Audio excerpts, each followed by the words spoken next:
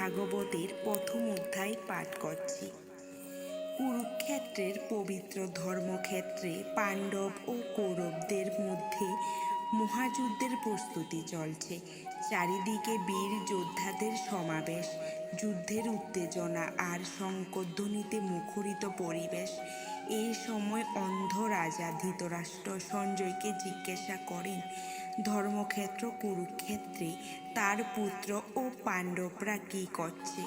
সঞ্জয় বলতে শুরু করেন, কৌরবদের রাজা দুর্যোধন পাণ্ডবদের বিশাল সেনাবাহিনী দেখে উদ্বিগ্ন হয়ে তার গুরু দ্রোণাচার্যের কাছে যান। তিনি পাণ্ডবদের শক্তিশালী যোদ্ধাদের কথা উল্লেখ করেন এবং নিজের পক্ষের বীরদের কথা স্মরণ করিয়ে দেন।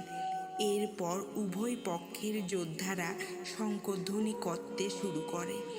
শ্রীকৃষ্ণ ও অর্জুন তাদের শঙ্খ বাজান, যার ধ্বনিতে চারিদিক কেঁপে ওঠে। এই সময় অর্জুন কৃষ্ণকে বলেন, হে কৃষ্ণ, আমার রথটি দুই সেনার মাঝখানে নিয়ে চলুন, যাতে আমি দেখতে পারি কারা আমার বিরুদ্ধে যুদ্ধ করতে এসেছে। কৃষ্ণ রথটি দুই সেনার মাঝে স্থাপন করেন। অর্জুন সামনে তাকিয়ে দেখেন তার নিজের পিতামহ ভীষ্ম, গুরু দ্রোণ, আত্মীয় স্বজন, বন্ধু সবাই যুদ্ধের জন্য প্রস্তুত। এই দৃশ্য দেখে তার হৃদয় দুঃখে ভরে যায়। তিনি বলেন, হে কৃষ্ণ, আমি এই আপনজনদের হত্যা করতে চাই না। রাজ্য, সুখ, বিজয় এসবের জন্য আমি তাদের হত্যা করব কেন? অর্জুন আরও বলেন, এই যুদ্ধের ফলে পরিবার ধ্বংস হবে, ধর্ম নষ্ট হবে, পাপ বৃদ্ধি পাবে।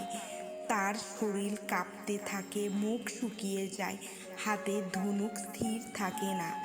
তিনি বলেন, আমি এই যুদ্ধে কোনো মঙ্গল দেখতে পাচ্ছি না। অবশেষে অর্জুন সম্পূর্ণ ভেঙে পড়েন এবং বলেন, আমি যুদ্ধ করব না। এই বলে তিনি দুঃখে রথে বসে পড়েন। এইভাবেই গীতার প্রথম অধ্যায় শেষ হয়, যেখানে একজন মহান যোদ্ধা জীবনের কঠিন মুহূর্তে দ্বিধায় ভেঙে পড়ে। পরবর্তী অধ্যায়ে আমরা জানব কিভাবে শ্রীকৃষ্ণ অর্জুনকে সত্য জ্ঞানের পথ দেখান। হরে কৃষ্ণ।